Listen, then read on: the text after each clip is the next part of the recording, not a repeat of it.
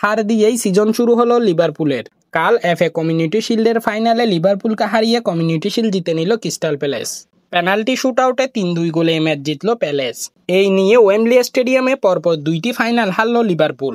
এই সিজনে বেশ কিছু বিগ প্লেয়ার সাইন করার পর মনে হচ্ছিল এই সিজনে তাদের হারাতে বেশ বেগ পেতে হবে সব টিমকে, কিন্তু সেই টিমকেই সিজনের প্রথম ম্যাচেই দেখতে হলো হারের মুখ।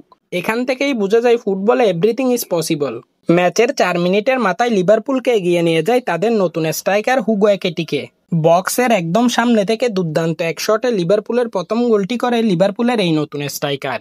কিন্তু তার কিছুক্ষণ পরেই ডিবক্সের মধ্যে ভ্যান ডাইকের করা ফাউল থেকে পেনাল্টি পেয়ে যায় ক্রিস্টাল প্যালেস এবং সেই পেনাল্টি থেকে গোল করে প্যালেসকে সমতায় ফিরায় মাটেটা। তবে প্যালেসের এই সমতায় থাকা বেশিক্ষণের জন্য স্থায়ী হয় না, কারণ তার ৩ মিনিট পরেই আবার এগিয়ে যায় লিভারপুল এবং এবার তাদের এগিয়ে নিয়ে যায় তাদের আরেক নতুন সাইনিং জেরেমি ফ্রিম্পং।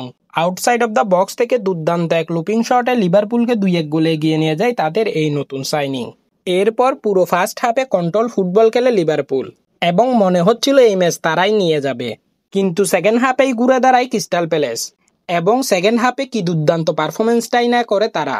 পুরো সেকেন্ড হাফ ডমিনেট করে গেছে তারা এবং এই দুর্দান্ত পারফরমেন্সের কারণেই লিভারপুলের মতো দলকে হারাতে পেরেছে প্যালেস। প্যালেসের ম্যাচ ডিফাইনিং মোমেন্টটা আসে ম্যাচের ৭৭ মিনিটে। অ্যাডাম ওয়াটনের এক দুর্দান্ত অ্যাসিস্ট থেকে প্যালেসকে সমতায় ফিরায় ইসমাইল সার। ২-২ গোলের সমতায় ৯০ মিনিট শেষ করে প্যালেস এবং ম্যাচ গড়ায় পেনাল্টি শুটআউটে।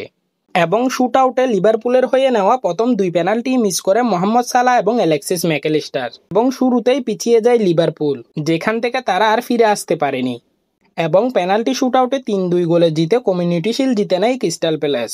ব্যাক টু ব্যাক ২টি ফাইনাল জিতে নিল তারা এবং তাদের এই ২ ফাইনাল জয়ের নায়ক তাদের গোলকিপার ডিন হেন্ডারসন।